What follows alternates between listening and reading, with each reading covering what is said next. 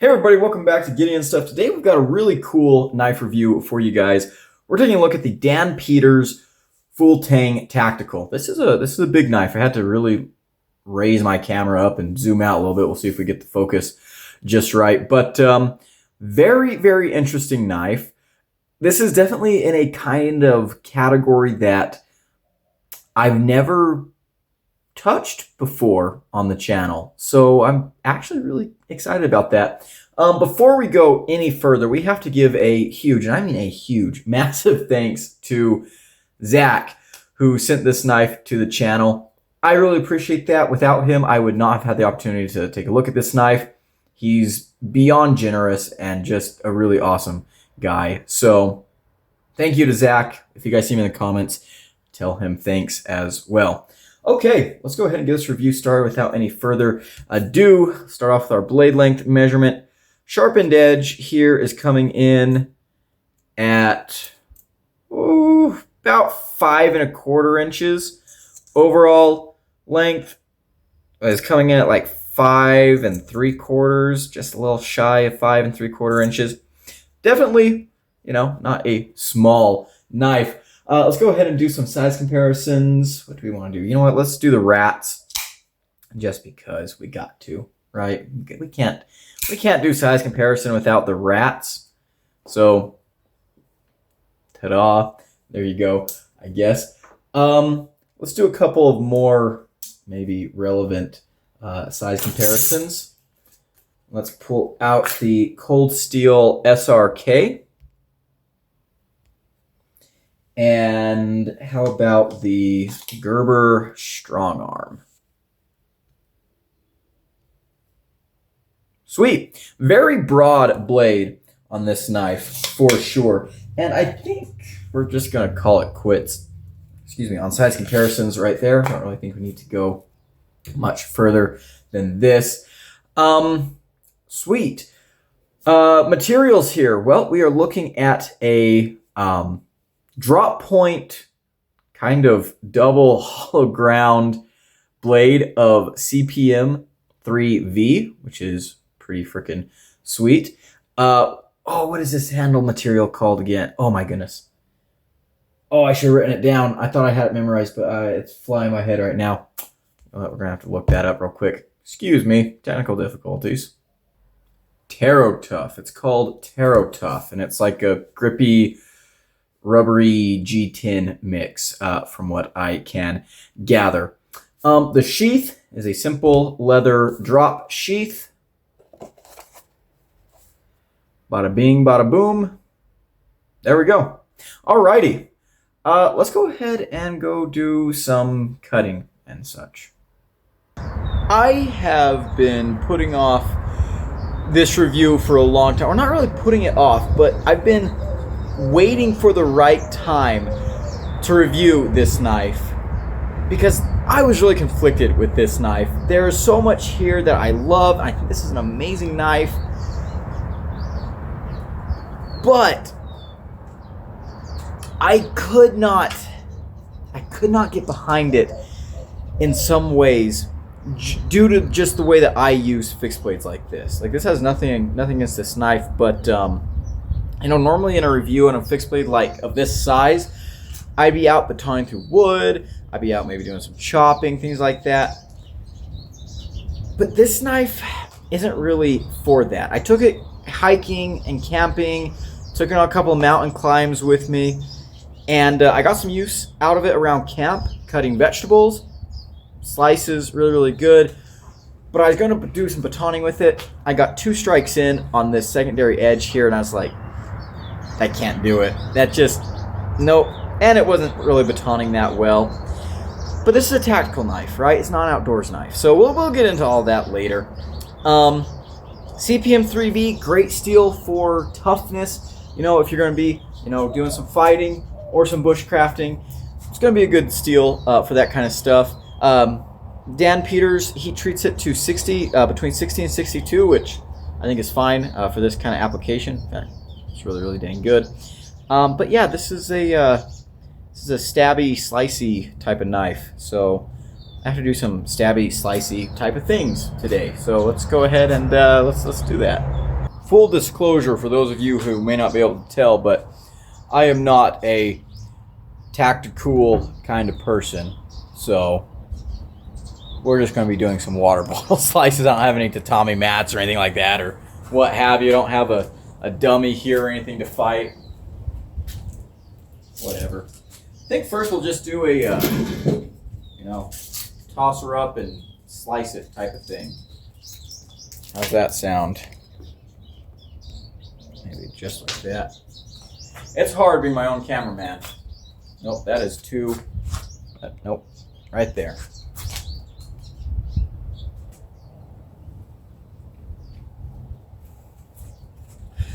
Alrighty, let's do it.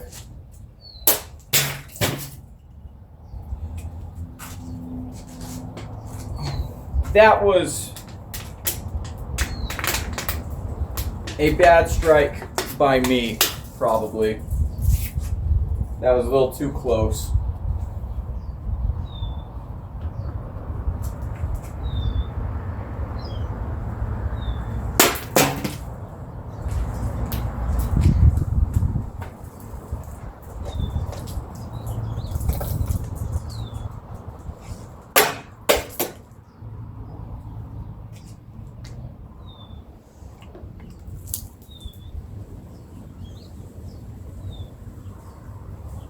Okay. Let's go ahead and just do some regular slicing on these other bottles I've got out here. What does this demonstrate about the tactical usefulness of this knife? Probably nothing. Probably nothing, but, I wanted to do a little something for you guys, give you a little bit of something to watch. This probably isn't super entertaining, but, here we are. A little bit low, I guess, but that's okay. See if I can keep my edge alignment all right.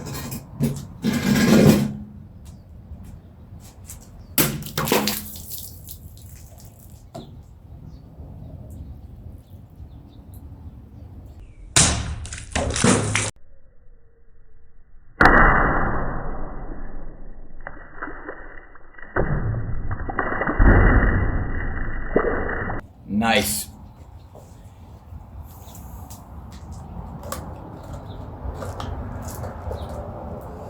This one, I think I want to do just a stab.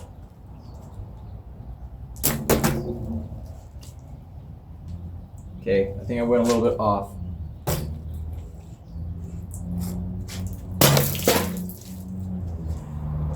And that was a bad cut.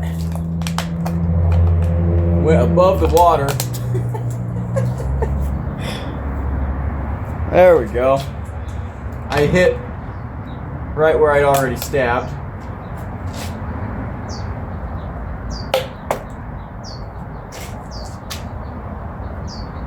Ta-da, I guess. Alrighty guys, I think I can get one last review cutting in before the sun sets on me today. So we're going to get it with the Dan Peters Full Tang Tactical. Very cool knife. Not really my style, I have learned through carrying it, but we'll talk about that more at the table. Let's go ahead and talk about the ergos. Big handle. I think this is going to be welcoming to a bunch of different hand sizes. I do not have the biggest hands, as you guys know. You can see I've got a lot sticking out here, but it's still usable. This doesn't feel too big for me. I also really like this area here where it's kind of chamfered down. You get like a little pinch grip on there. That's a very, very comfortable grip. Something that you think more of a chef knife feature, but it works good here. Like I could definitely see this as being great for, kind of camp tasks and things like that. It's a good little grip. You got this pommel back here that kind of locks you in. You can see you getting some good swings, some good chops in here. Yeah, the ergonomics are pretty good. They don't fit my hand perfectly, but they fit my hand really, really well. And this is a knife that feels very secure to me, so I appreciate that. Let's go ahead and talk about the carry. Beautiful leather sheath right here, pouch style. So you can see like that. I do appreciate a lot about this sheath. The knife is very secure in there, but it's also very easy to get out. You don't have to worry about like it getting stuck with Kydex. One thing is with a Kydex sheath, if it's going to be vertical, it'll carry like this. And you can see that this is a little bit, not high, but sometimes if you like pop out with Kydex and then, it can be a little bit awkward. With this leather sheath, the knife is very securely in there. You're not going to drop this because it's, the sheath comes all the way up to here, but you also don't have to fight with the retention of Kydex. So it's very easy in and out. I do have one problem with the sheath. Sometimes the tip of the knife pokes out the bottom. I did cut myself on it a couple weeks back, but, I learned my lesson and just got more careful, I guess. Still, not something I love, but there we go. All right, let's go ahead and do some cutting. So we have a drop point blade here that's actually sharp on both, on the top for little ways. CPM 3V steel, decently thick. Let's go ahead and get started on this. Let's grab us a big old piece of cardboard. Hollow grind. This knife slices through the cardboard way better than a knife of this size should, right? Like you wouldn't expect a knife of this size to slice that well. Let's go ahead and use the back portion here. It cuts pretty dang good. There we go.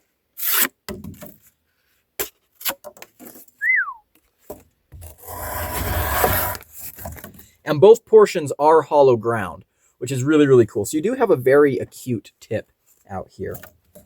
Slices incredibly well for a fixed blade of this size. Of course, this is going more for like a tactical fighting knife vibe than it is like a bushcraft for survival knife.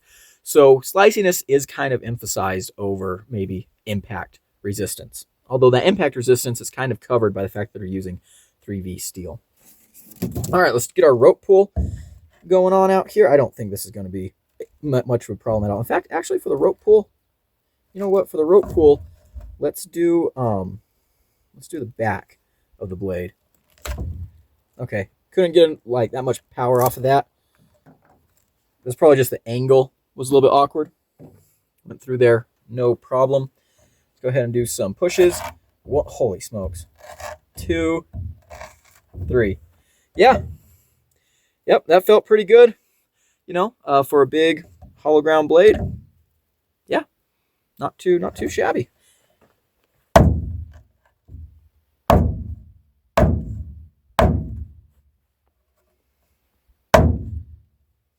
Pretty cool.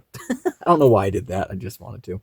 All right, let's do a pool noodle. And actually for this, I got a big, thick pool noodle. I want to test the whole geometry on here. So let's go ahead and get started. 1. Woo. 2. All right. Did I get the choil there? We had a little bit of a catch up. Okay, so that sliced through beautifully. That edge is scary sharp. But that transition right here from the hollow grind to the other hollow grind and then to like the full thickness right here, I did feel that through the pool noodle. You can actually see here where the thickness kind of changes. Yeah, we went from this thin to all of a sudden we had a wedge kind of pushing the pool noodle apart. So we got a little bit thicker on the cut going through the rest of the way.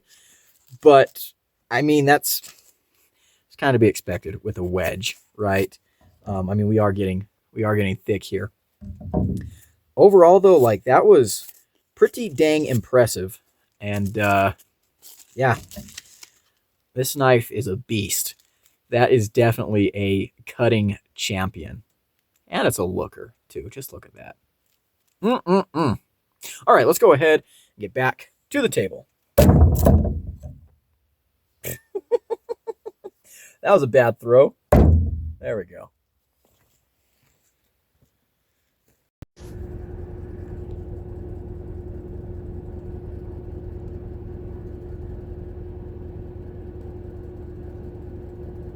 People wonder why I come out to the woods to do my review cutting. It's because I get to see the elk. And also it's just pretty out here.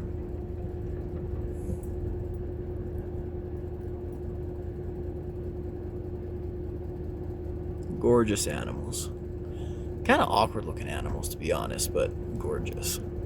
Alrighty guys, we are back. Let's go ahead and get into what I'm liking and not liking about this knife. Number one, this is a made in the USA custom knife, essentially. which is really, really cool. That's something that I don't normally review on the channel just because it's a little bit outside my budget. But I really do like taking the opportunity to showcase something that's made, by hand here in the States. And Dan Peters himself is an interesting guy. He's a military man. He designs his knives around his experiences in different combat scenarios. So that's really, really cool. Another thing that's kind of interesting is I think this knife here was made in El Paso, which is where Dan Peters was based for a while, probably in Fort Bliss, which is cool. That's just down the road from me. I've got some buddies there in Fort Bliss. So, I guess it's a little bit kind of close to home. Yeehaw. And now he's based in Kentucky from what I gather. But point of the story is it's cool to be able to showcase a knife from a company like that. A small maker, got a cool story behind it. This isn't just some mass-produced Civivi that's being thrown out there. This is a knife that's got some history and some intrigue behind it, which, hey, I'm all about that kind of stuff. Alrighty. Next thing, I think this is a really, really good looking knife. I am a sucker for orange and black. I love seeing that here, but the knife itself is very, very interesting. On paper, it's a large drop point fixed blade. There are so many of those in the world, right? Hunting knives, fighting knives, etc. But this has a lot of interesting things going for it. The grind here is really, I'm not even sure what happened there, guys. The grind here is really cool and very unique. I think that's why I was trying to mix really and unique. We have two hollow ground sections. This is one of the weirdest compound grinds I've ever reviewed, but weird in a good way. This little swedge up here is hollow ground. You can see we've got sharpened edge back there. And this portion here is hollow ground. And so it's just a weird contrast. And then out here towards the tip, I don't know, does that actually transition to a flat grind right there? This is hollow, but this right here, no, I think it's still hollow, just a little bit shallower.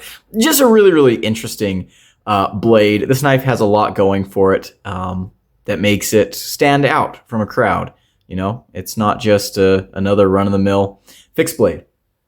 Next thing, the ergonomics. I really do enjoy the ergonomics here. The handle, I think, was designed very carefully. I think this is going to be welcoming to a wide variety of hand sizes. Now, for me personally, it doesn't fit perfectly. It's a little bit, I don't know, my hands might be a little bit small. As you guys know, I've talked about this on the channel before. I've got like regular man-sized palms and then these short little skinny girly fingers. And so sometimes, like you can see here, getting my, my mitts wrapped around it. It's not perfect, but it's still very comfortable. Like I could still sit and use this knife for hours and hours and hours and not have any problems. If you have hands that are bigger than mine, you're going to be just fine. I even think if you have hands that are smaller than mine, you're still going to be all right. This little area here, you can kind of choke up and get into there and be good to go. Very, very smart ergonomics. You can see we've got a palm swell here where you need it. We do have a little bit of a hook back here, so if you want to do some chopping or something, you can do that. That also helps the knife stay in your hand, in addition to this grippy Taro Tough right here. Even though the knife is contoured and smoothed over, it's still grippy. I'm not worried about this knife slipping out of my hand, which is important for this type of situation that this knife is meant for. I also like this area right here. You can see that we've got like this little divot. That makes the knife very easy to use if you want to like kind of get up here for a little pinch, maybe do some rocking cuts or something like that. I'm sure there's some fighting knife techniques that use this grip that I'm just unaware of. But I like the attention to detail here. The material choices are really, really good. This Taro Tough is a very interesting material. CPM3V, great choice for a knife like this. You can see here that we get down to some very thin geometry. So the toughness of CPM3V is going to help keep this knife functioning. This knife also had one of the sharpest edges I have ever experienced on a brand new knife, which makes sense. It's a custom knife. It's not like it's a factory edge or anything like that, but very, very nice edge. Sticky sharp, scary sharp. It was just crazy. The blade itself cuts very, very well, and I'm sure that it would be effective at the tasks it's meant for, you know, fighting, self-defense, offense even. I have absolutely 100% confidence that this knife will mess a mofo up. As far as my use with this blade went, we'll talk about that more here in a little bit. Very, very slicey. Honestly, this knife is not a bad food prep knife, which is kind of crazy to say, but I was able to do a little bit of camp cooking with this, and I was very, very impressed at how well it was cutting tomatoes and onions and things like that. So that's cool. The knife itself feels very designed. It feels very intentional, and that's the kind of character and substance that you can only get from a small batch knife like this. The sheath is very cool. So leather pouch, you know, drop style sheath. It's simple and I like it. I'm a sucker for sheaths like this. You know, there's only one way to carry it really, but that's okay because the way it carries works just fine for me. It does look pretty classy. I like the look of this leather quite a bit. The sheath is made, you know, pretty well. The stitching is nice. Feels very solid. I don't think you're going to wear this sheath out anytime soon. You can see this sheath, you know, it does have some love marks on it, some character stains from the adventures I've taken this knife on, but I don't mind that. I think that's all part of the charm of a knife like this. All right, let's go ahead and get on to some of the things that I don't like. And the first thing is actually with the sheath. It's got a little drain hole here at the bottom for water, which is great. But you can also see that the tip of the knife does stick out ever so slightly.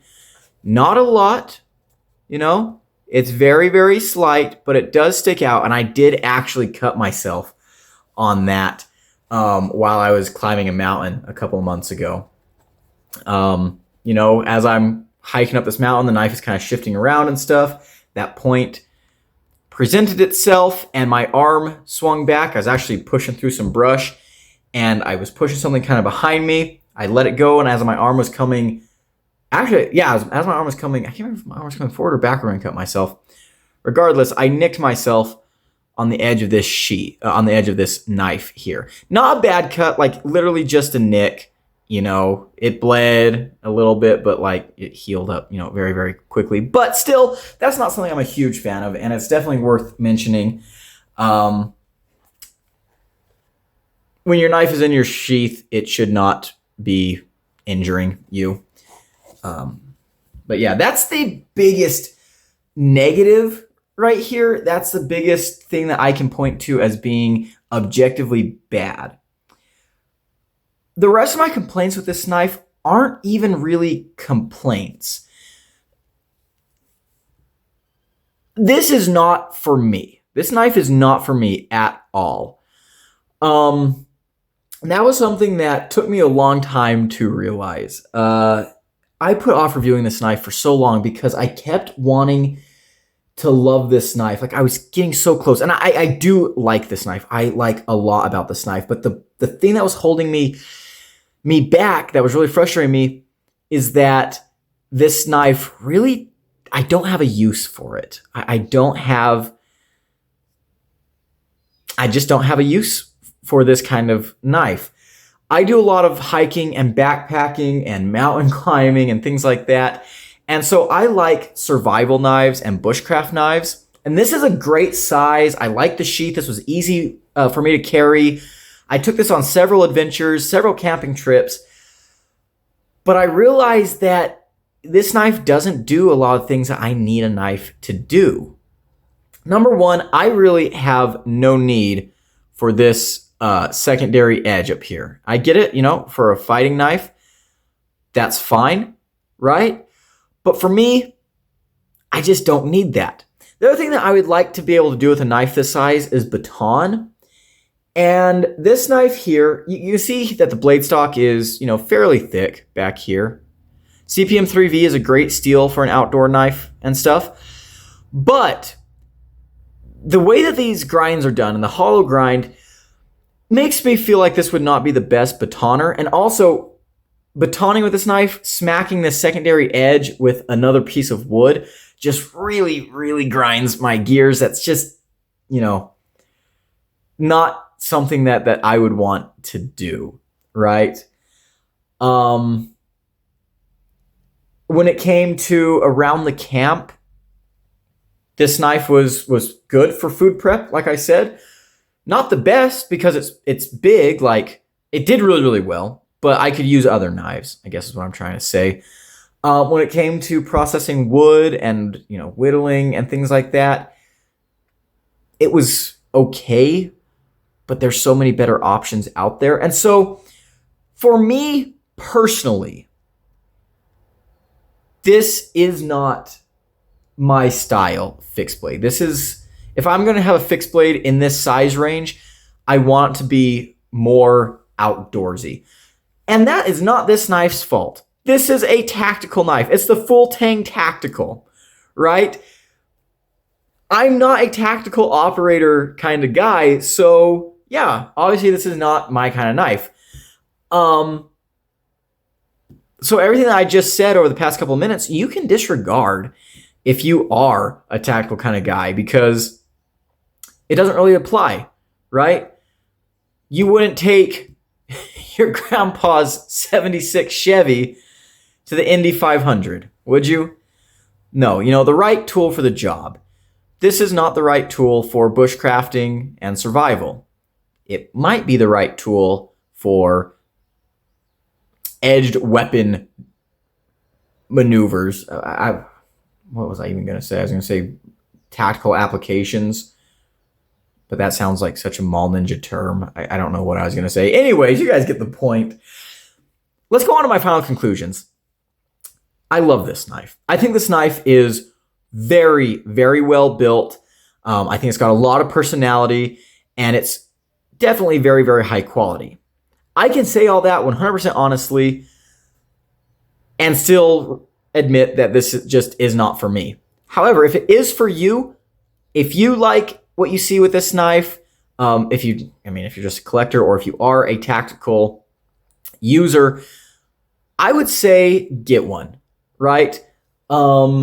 You can put in custom orders with Dan Peters. He'll make things to your spec, or you can go and buy off of his site if he's got any just in stock. Sometimes he'll pop up on places like Knife Center, Blade HQ. You're going to be looking at between $400 and $600 for one of these. Do I think it's worth that? I do. I really do, actually. You're supporting a good dude. He is hand making these, you know, it's small batch. He's doing these in between, you know, his military service. You know, you're going to pay for his time and his effort. And honestly, you are paying for a lot of quality. So I think they're absolutely worth the price. If you are liking what you see here, I can 100% recommend this knife. Now, if you're more like me and you're into bushcraft or survival and things like that, I would say pass on this knife. There are plenty of other knives that you can get in this price range or below that are going to do your tactical needs just a little bit better. So yeah, there we go. That's going to be it from me today, guys. Big shout out to my channel members at the Cowboy level. I appreciate everything they do for the channel. If you want to become a member, get access to exclusive perks, there's a button down below. As for the rest of you hooligans, thank you so much for watching. If you enjoyed the video, leave a like, comment below, and subscribe, and share the video. It helps a lot. Until next time, I've been Gideon. Adios.